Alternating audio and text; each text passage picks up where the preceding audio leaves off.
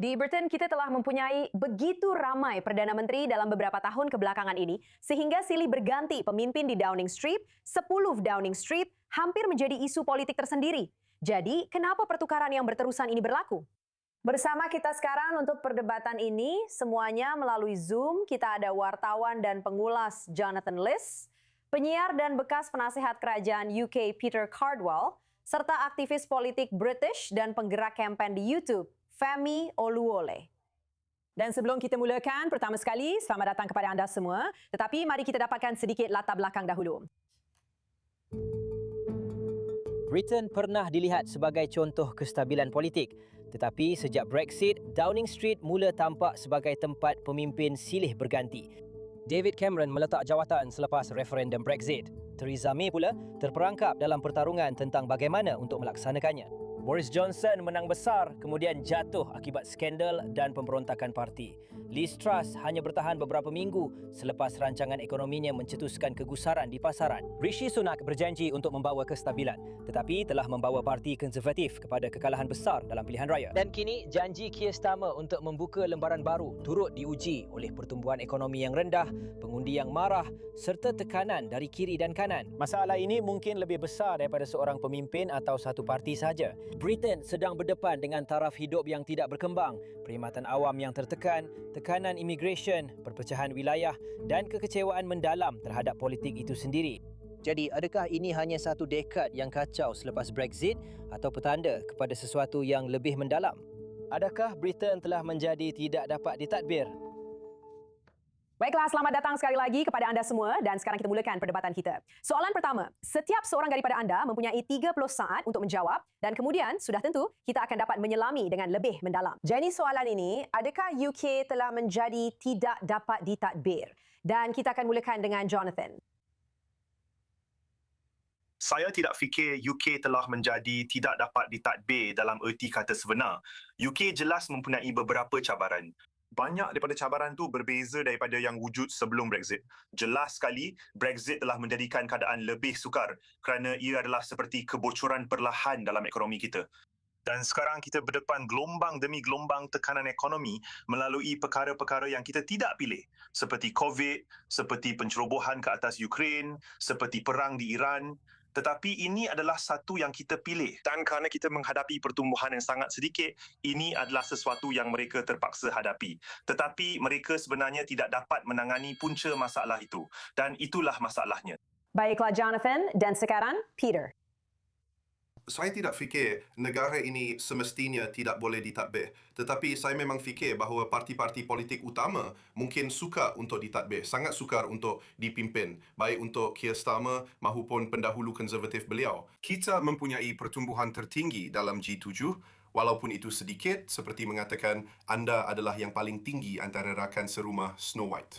Ia sebenarnya bukan sesuatu yang boleh dibanggakan, tetapi sudah tentu ekonomi adalah tekanan utama. Saya tidak pasti semua itu semestinya berkaitan dengan Brexit. Saya rasa ada faktor global lain, tetapi jelas apabila berkaitan dengan rancangan yang jelas, itu adalah sesuatu yang orang cari dan Andy Burnham mungkin boleh menyediakannya. Baiklah Femi.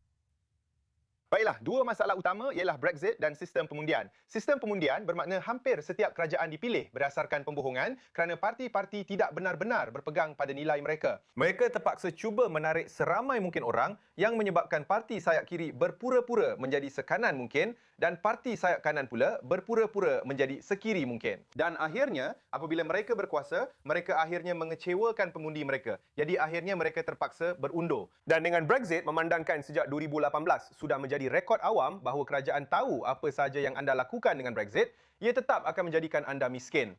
Mana-mana kerajaan yang dipilih dengan mandat untuk menjadikan negara ini miskin dengan menyokong Brexit tidak akan bertahan lama. Baiklah, sekarang kita boleh selami lebih dalam dan kita akan ikut urutan yang sama untuk mengelakkan sebarang kekeliruan. Tapi anda tahu, Brexit sekali lagi sudah 10 tahun. Sukar untuk percaya, sudah 10 tahun berlalu. Sudah ada 6 Perdana Menteri, tidak termasuk siapa pengganti Keir Starmer nanti. Jelas sekali, kita tahu ini adalah sesuatu yang bersejarah, tidak pernah berlaku sebelum ini. Apa sebenarnya yang anda kaitkan dengan kekurangan kestabilan selain daripada perkara yang jelas seperti COVID dan semua perkara yang di luar kawalan semua orang? Jonathan, Anda dahulu. Semua Perdana Menteri yang berbeza telah gagal atas sebab-sebab yang berbeza. Jelas sekali, David Cameron gagal kerana Brexit. Itu adalah satu pertarungan yang dia pilih sendiri. Dia fikir dia akan memenanginya. Itu gagal. Penggantinya, Theresa May, gagal kerana Brexit. Jelas sekali, Johnson gagal kerana personality dan kekurangan pribadinya. Dan kemudian trust atas sebab yang sama. Kemudian anda ada Sunak yang seolah-olah tidak dapat menang sebab Parti Konservatif sudah pun tewas. Dan kemudian anda ada Starmer yang sebenarnya gagal kerana dia tidak mempunyai rancangan. Dia tidak tahu apa yang dia lakukan dan dia telah melakukan beberapa kesilapan besar yang tidak sepatutnya sangat awal.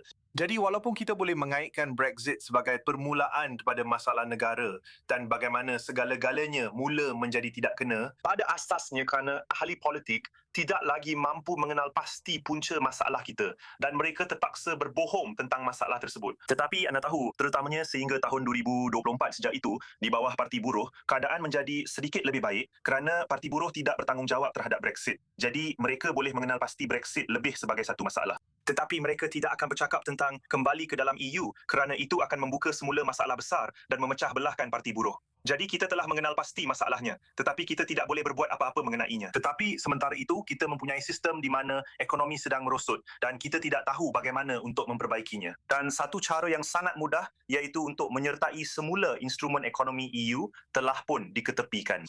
Betul. Dan Peter, adakah awak setuju atau tidak setuju? Saya setuju dengan sebahagian daripada apa yang dikatakan oleh Jonathan. Saya tidak fikir masalah ini semestinya bermula dengan Brexit dan saya rasa adalah terlalu mudah untuk mengatakan bahawa Brexit adalah punca kepada semua ini. Sudah tentu, ia telah menyebabkan perpecahan dan masalah. Dan selepas 10 tahun, masih ada orang yang belum dapat menerima hakikat bahawa perkara itu pun diundi oleh majoriti rakyat di negara ini. Majoriti besar, 17.4% daripada rakyat. Ia sebenarnya bukan majoriti besar. Ia hanya 52%.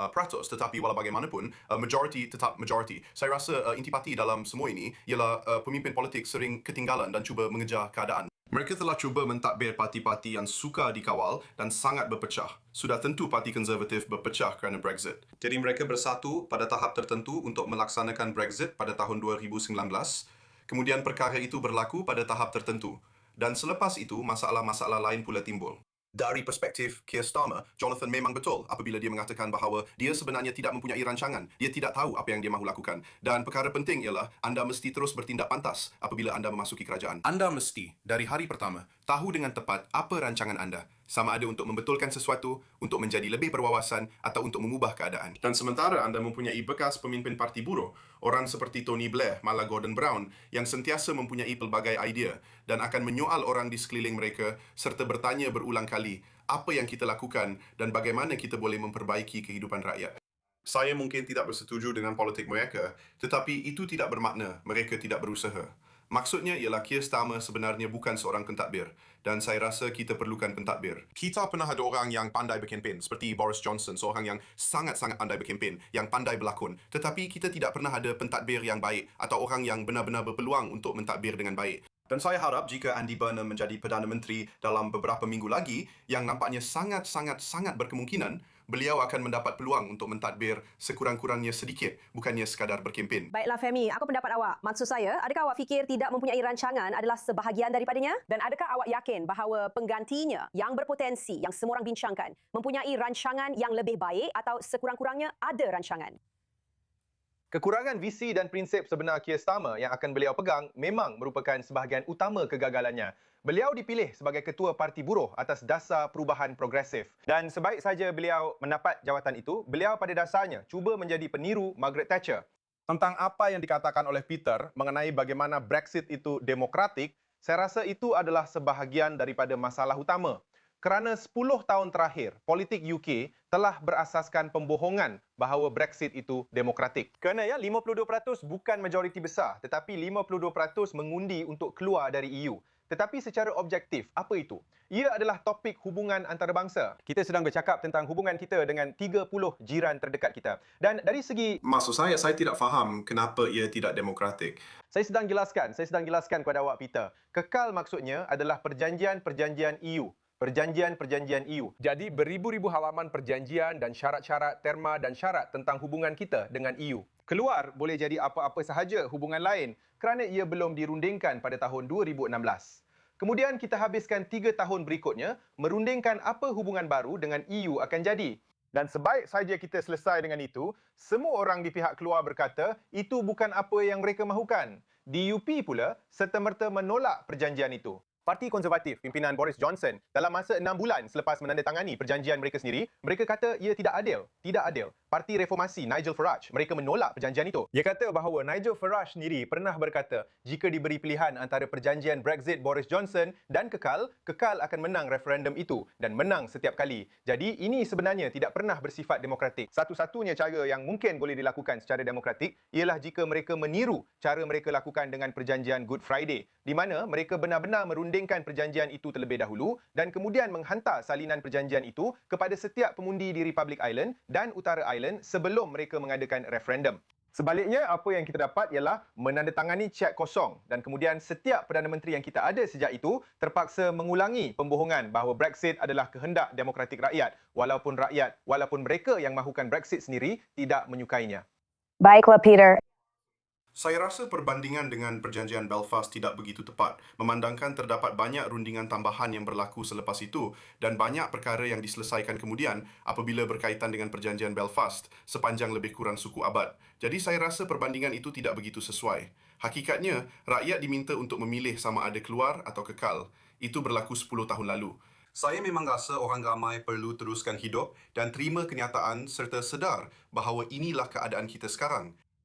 Dan saya rasa kita berada dalam satu situasi Di mana kita perlu, awak tahu, tengok, awak tak nampak apa yang awak baru saja lakukan. Saya telah berikan awak hujah logik kenapa ini bukan demokrasi. Dan jawapan awak ialah terima saja. Inilah masalahnya. Jawapan saya ialah awak boleh ada kehendak rakyat. Jika awak benarkan saya, tunggu. Tunggu. Kami mahu dengar daripada Jonathan dulu, kemudian baru boleh. Bagus ya. Saya faham, saya nampak hujah kamu berdua, saya kenal kamu berdua dan saya tahu kamu memang pendebat yang hebat dan sebagainya. Dan saya boleh faham dari mana kamu berdua datang. Apa yang saya rasa penting dalam perdebatan ini ialah Farage telah menggunakan alasan itu bukan Brexit saya untuk melepaskan diri daripadanya. Sebab orang selalu tanya saya, terutamanya di luar Britain, macam mana orang yang bertanggungjawab untuk Brexit yang sangat tidak popular di Britain. Jangan kita lupa, majoriti yang jelas, jauh lebih daripada 50% akan mengundi untuk menyertai semula EU, yang hanya parti buruh sahaja yang bercakap tentangnya. Jadi ia memang sangat-sangat tidak popular. Semua orang menyesal, seperti majoriti menyesalinya. Namun begitu, orang yang paling bertanggungjawab untuk perkara ini, Nigel Farage, kini berada di landasan untuk menjadi Perdana Menteri. Dan itu adalah kerana apa yang Femi baru saja nyatakan, iaitu dia berjaya melepaskan diri dan mengelak daripada bertanggungjawab kerana tiada Brexit yang benar-benar akan menjadi Brexit sebenar. Semuanya akan dianggap sebagai satu pengkhianatan. Dan saya rasa ini juga membawa kita kepada satu lagi perkara yang menjadikan Britain sukar untuk diperintah sekarang, yang berkaitan dengan Brexit, iaitu media sayap kanan. Kerana selepas Brexit, berlaku satu letupan budaya dalam media British. Sedangkan sebelum ini, akhbar yang agak munasabah seperti Telegraph yang saya sering tidak setuju tetapi mereka munasabah, mereka serius, telah menjadi histeria. Tiada perkataan lain untuk menggambarkannya. Mereka menjadi histeria. Mereka seolah-olah dijangkiti dengan idea bahawa Brexit mesti diikuti walau apapun. Semua orang mesti menyukainya. Segala-galanya, ada pengkhianatan di setiap sudut. Akhbar-akhbar ini menjadi paranoid. Golongan media menjadi sangat paranoid dan di setiap sudut ada pengkhianat. Anda tahu, Daily Mail bercakap tentang musuh rakyat. The Sun pula bercakap tentang pengkhianat. Kita sering dengar perkataan pengkhianat dalam wacana British sekarang. Dahulu, perkara ini tidak pernah berlaku. Dan sekarang Brexit telah diketepikan, Farage juga telah mengetepikannya dan beralih kepada isu immigration. Kini media sayap kanan pula mengambil isu immigration dengan cara yang sama. Jelas sekali, immigration adalah isu yang serius. Kemasukan melalui bot kecil juga merupakan isu yang serius. Tetapi kalau ikut media sayap kanan yang menganggap ini adalah krisis terbesar yang dihadapi Britain, seolah-olah kita benar-benar sedang menghadapi pencerobohan seperti era 1940-an. Dan itu adalah sesuatu yang Farage dan kumpulannya juga ambil kesempatan. Dan itu adalah satu lagi sebab mengapa Starmer dan Sunak sebelum beliau gagal. Kerana mereka tidak pernah dapat memuaskan hati media sayap kanan yang memang sejak awal lagi mahu menjatuhkan mereka. Baiklah, Peter. Saya setuju dengan sebahagian dari parti itu. Saya rasa kedua-dua media sayap kanan dan sayap kiri perlu bertanggungjawab atas banyak hal berkaitan histeria, terutamanya apabila ia berkaitan dengan, sudah tentu kita mempunyai banyak media. Maaf? Saya harap kita ada seorang pemimpin sayap kiri di negara ini. Kita ada banyak media sayap kiri, biar saya beritahu anda. Kita ada BBC, kita ada The Guardian, kita ada Canary. Kita ada banyak saluran media yang berhaluan kiri. Jadi, saya menyampaikan pandangan sayap kiri. Jadi, saya rasa memang ada kepelbagaian media. Saya memang setuju dengan Jonathan sampai satu tahap bahawa ramai orang hilang pertimbangan tentang Brexit di kedua-dua belah pihak dan menjadi agak histeria akibatnya. Saya rasa apa yang kita perlukan ialah orang yang tenang dan rasional. Dan harapnya kita boleh dapatkan itu dengan Andy Burnham atau sesiapa sahaja pengganti beliau. Saya ingin tahu, kenapa orang mahu terlibat dalam politik? Nampaknya tiada siapa yang benar-benar boleh menyelesaikan sesuatu untuk membuat semua orang gembira. Maksud saya, inilah satu perkara yang kita lihat secara konsisten. Itulah keindahan demokrasi dunia. Saya tahu, tapi ia dalam. Negara seperti Maaf. Ya, itu benar. Idea bahawa orang ramai hilang akal kerana Brexit dan menjadi histeria. Sekarang ini, terdapat 13 juta orang yang hidup dalam kemiskinan. 13 juta. Kita telah menyaksikan kejatuhan paling ketara dalam taraf hidup yang pernah direkodkan. Dan setiap sektor ekonomi UK telah mengatakan selama bertahun-tahun bahawa Brexit memburukkan keadaan. Persekutuan Perniagaan Kecil mengatakan bahawa 85% perniagaan UK menghadapi kesukaran untuk mengeksport dan mengimport disebabkan oleh Brexit. Persekutuan Kebangsaan Persatuan Nelayan mengatakan mereka telah kehilangan 300 juta pound setahun. NHS Nuffield Trust mengatakan bahawa Brexit sedang merosakkan NHS. Industri kereta SMMT mereka mengatakan ia semakin menyukarkan keadaan. Bank of England mengatakan ia telah menyebabkan setiap isi rumah menanggung kos £1,000 setahun. Kita sedang bercakap tentang penderitaan manusia dalam skala yang besar. Jadi apabila penyokong Brexit berkata perkara seperti ini hanyalah projek ketakutan atau anda bertindak secara histeria, mereka sebenarnya mempermainkan isu kemiskinan. Baiklah, Universiti Sari mengira bahawa 1,500 orang. Pertama sekali, saya bukan penyokong Brexit. Maaf. Saya tak akan dapat. Itu memang tidak benar apa yang anda katakan. Ia memang tidak benar. Dengan mempertahankan Brexit, anda adalah pembela Brexit. Anda menyokong Brexit. Tidak, saya tidak takut untuk mengatakannya. Saya mengundi untuk kekal, Femi, dan anda tidak, dan anda tahu itu. Baik, Sekarang, pendirian anda adalah untuk melupakan perkara itu, yang bermaksud anda menyokong Brexit seperti yang sedang berlaku. Jadi izinkan saya sekejap. Jika anda benarkan saya terangkan sekejap. Jadi saya akan habiskan hujah saya. Universiti Surrey mengira bahawa Brexit menyebabkan NHS kehilangan 1,000 hingga 1,500 nyawa setiap tahun kerana kehilangan jururawat. Belum lagi Cancer Research UK yang mengatakan bahawa Brexit menyebabkan kita kehilangan ubat-ubatan yang menyelamatkan nyawa. Inilah akibat Brexit yang anda kata kita patut lupakan sahaja. Anda bertindak keterlaluan. Dan bila anda kata tidak, tapi itu adalah undian yang demokratik. Hello? Saya tak pernah cakap begitu. Baiklah, jadi Peter, apa yang awak cuba katakan? Peter, biar saya bagi Peter bercakap. Biar Peter, apa yang awak cuba katakan? Femi telah memutarbelitkan kata-kata saya dengan sengaja. Saya kata banyak media sayap kiri dan media sayap kanan terlalu emosional tentang Brexit. Jadi saya bukan bercakap tentang orang miskin. Saya tidak menafikan fakta yang dia sebutkan itu. Saya bukan kata tiada masalah disebabkan Brexit. Saya undi untuk kekal, tapi saya cepat terima keputusan itu. Dan saya sedar bila ada undian secara demokrasi. Walaupun... Tunggu sekejap, tunggu. Awak tak tahu apa-apa tentang latar belakang saya. Awak tak tahu apa-apa tentang keuangan saya. Awak memang tak tahu apa-apa. Jadi, bertenanglah sekejap. Hakikatnya ialah masih ramai orang yang belum dapat melupakannya. Tak apa, mereka boleh rasa terganggu tentangnya sesuka hati mereka. Tetapi keindahan demokrasi, tujuan demokrasi, ialah orang ramai boleh membuat keputusan yang tidak dipersetujui oleh orang lain. Dan mereka perlu menghadapi akibatnya, walaupun akibat itu buruk. Bukan begitu, ada banyak perkara yang saya ingin ubah tentang negara ini. Ada banyak cara yang saya rasa kedua-dua parti konservatif dan parti buruh boleh lakukan dengan lebih baik. Dan saya rasa reform juga boleh melakukan sesuatu dengan lebih baik berdasarkan cara mereka mahu mentadbir negara ini, cara mereka berfungsi di peringkat tempatan. Tetapi saya rasa hujah-hujah Femi malangnya tidak adil dari segi bagaimana beliau menggambarkan apa yang saya katakan tadi. Baiklah Jonathan, tunggu. Maafkan saya. Kita perlu beri peluang kepada Jonathan untuk masuk kerana saya dapat lihat beliau telah mendengar dengan teliti dan berhasrat untuk memberikan penilaian keseluruhan beliau mengenai perselisihan ini. Baiklah, saya rasa saya setuju dengan Femi bahawa memang jelas terdapat banyak kemiskinan di negara ini. Memang terdapat banyak kemiskinan dan seperti yang anda tahu, pertumbuhan gaji juga telah stagnan dan sebagainya. Dan banyak perkara itu berlaku disebabkan oleh Brexit. Dan walaupun saya secara quote-unquote telah melupakannya, saya jarang sekali bercakap mengenainya lagi. Saya tidak bercakap tentangnya. Saya jarang berdebat tentangnya. Tetapi saya masih kecewa kerana saya rasa ia adalah satu kesilapan besar dan ia berdasarkan pembohongan. Dan saya berharap suatu hari nanti ia akan dibatalkan.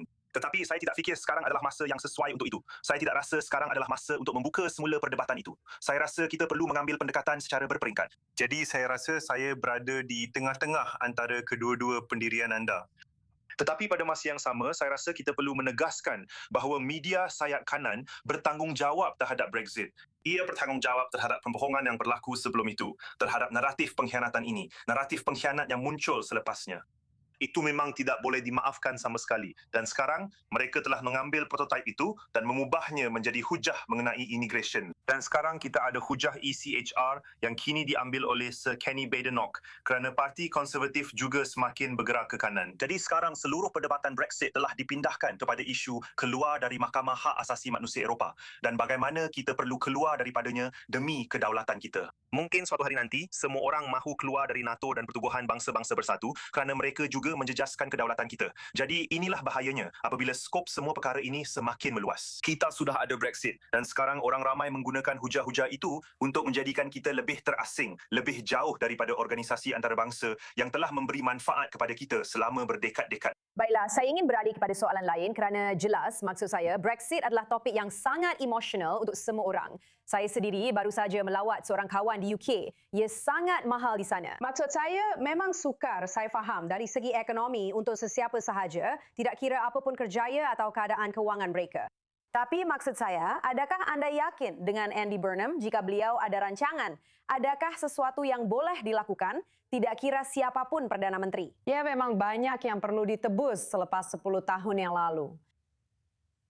JD. Saya sebenarnya baru saja pulang dari Brussels. Di sana saya telah melawat, saya juga bercakap dengan beberapa pegawai EU untuk berbincang tentang kemungkinan membatalkan Brexit. Memandangkan Brexit menurut pegawai kerajaan sedang menelan belanja kerajaan, menelan belanja negara kira-kira 100 bilion pound setahun. Ia adalah dasar yang paling signifikan dari segi ekonomi. Jadi dari segi menyelesaikan krisis yang kita hadapi ini, itulah yang patut kita fokuskan. Dan saya tanya mereka, bagaimana kita boleh menyertai semula? Mereka kata EU gembira jika UK mahu menyertai semula. Terpulang kepada UK untuk menyatakan bahawa kita mahu menyertai semula, kita mahu sertai pasaran tunggal, kita mahu sertai kesatuan kastam dan akhirnya kita mahu menyertai semula EU secara rasmi. Jadi dari segi bolehkah sesuatu dilakukan? Ya, memang boleh. Andy Burnham boleh lakukan sesuatu. Dia pernah berkata sebelum ini bahawa dia mahu kita menyertai semula dalam hayatnya. Dan dia berkata dengan syarat tetapi terpulang kepada EU. Namun EU telah berkata ya. Jadi sekarang anda mempunyai keupayaan untuk bergerak secepat mungkin.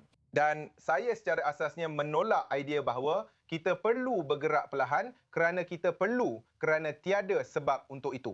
Sekarang, jika anda tahu bahawa menurut Universiti Surrey, Brexit menyebabkan 1,500 nyawa hilang setiap tahun dan menurut Bank of England, ia menelan kos £1,000 setahun bagi setiap isi rumah secara purata. Ini sedang menyebabkan penderitaan besar sekarang. Jadi sesiapa yang mengatakan kita tidak sepatutnya melakukan ini secepat mungkin, itu hanya menyokong Brexit tanpa sebab yang kukuh. Ia hanya sekadar menyokong. Biar saya jawab, Femi, biar saya jawab ni. Awak tahu yang saya telah bersama awak sepanjang perdebatan Brexit. Saya setuju sepenuhnya dengan awak tentang Brexit. Ia adalah satu bencana sepenuhnya. Tetapi ini juga adalah persoalan politik tentang bagaimana anda mendapatkan sokongan orang ramai. Dan walaupun saya setuju dengan anda, tinjauan demi tinjauan menunjukkan bahawa orang ramai menyesali keputusan untuk keluar dan mereka akan mengundi untuk menyertai semula. Fikirkan tentang masa dan tenaga yang diambil. Keputusan itu sahaja. Tiada perkara lain berlaku di Britain selama 3 tahun. Jika anda mahu mengadakan referendum, fikirkan bagaimana itu akan memecah belahkan parti buruh. Lihat, itu bermakna Burnham perlu bertanggungjawab untuk perkara itu. Ia akan memecah belahkan begitu banyak parti. Maksud saya, mereka akan fikir apa yang reform akan lakukan, apa yang konservatif akan lakukan. Saya bukan kata ia bukan perkara yang betul untuk dilakukan, tetapi anda perlu memilih masa yang sesuai. Dan anda perlu, terdapat begitu banyak cabaran yang sedang dihadapi Britain sekarang, anda perlu menentukan di mana keutamaan. Tentang perkara-perkara yang penting. Tunggu. Kita hanya ada 30 saat. Saya mahu Peter dapat memberikan kata-kata terakhir. Peter, apa pendapat anda? Mari kita simpulkan dan berikan penilaian anda tentang perkara ini. Jadi 17.4 juta orang mengundi untuk Brexit. Jika LB Burnham, yang mana hanya kira-kira 20,000 orang sahaja yang benar-benar mengundi untuknya, masuk dan memutuskan untuk membatalkan Brexit, saya rasa itu satu kesilapan. Saya rasa ada banyak lagi perkara lain yang dia perlu fokuskan. Dia ada banyak tugas yang menanti. Ramai orang sedang memaksakan pandangan masing-masing tentang bagaimana dia sepatutnya. Kita akan dengar lebih banyak daripada beliau esok. Dia akan menyampaikan ucapan penting tentang ekonomi. Saya akan mendengar dengan teliti untuk melihat bagaimana dia membetulkan keadaan atau bagaimana dia mahu membetulkan keadaan dalam ekonomi UK. Baiklah, terima kasih semua. Saya harap kita ada lebih banyak masa. Maksud saya, ini memang topik yang sangat relevan dan kita hanya perlu tunggu dan lihat apa yang akan berlaku. Jonathan Liss, Peter Cardwell, dan Femi Oluwole. Terima kasih banyak atas perdebatan yang sangat meriah itu dan kita akan kembali selepas rehat.